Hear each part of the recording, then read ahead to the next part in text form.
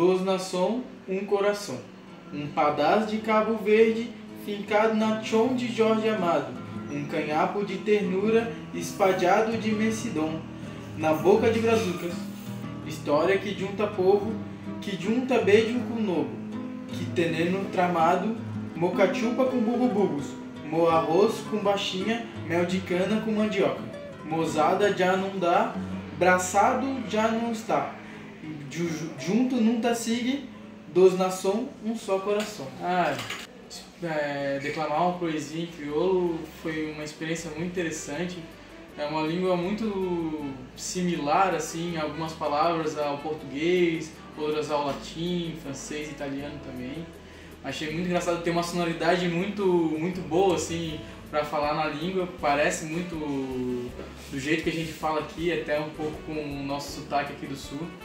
E eu achei muito interessante mesmo, assim. É um negócio que daria vontade para ler de novo.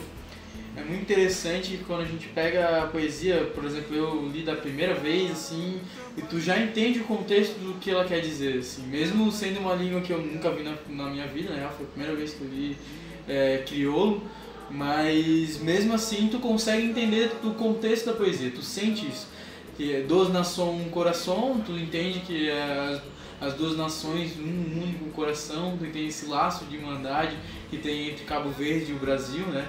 E aí a parte final aqui que fala mozada já não dá, que estamos de mão dada, brasado já não está, que é do abraço, que estamos abraçados. Junta nunca sigue, dos nações um coração. É muito, e é bonito, muito bonito, assim, é todo esse sentimento que eleva a gente, assim. E essa parte da junta nunca sigue é muito sonora, assim, é muito bom, gostoso de falar. É uma língua muito gostosa de falar mesmo. Mel de cana com mandioca. Arroz com baixinha. Bubububos. Umas palavras engraçadas assim.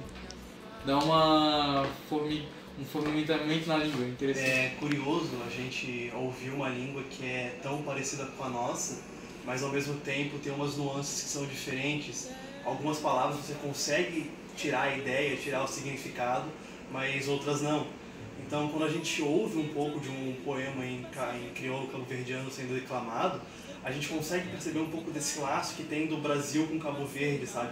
Um pouco dessa origem que acaba unindo um pouco os dois povos. E é interessante depois também, lendo um pouco o poema que foi declamado, a gente consegue perceber um pouco mais e entender um pouco mais o que o poema em si quer dizer.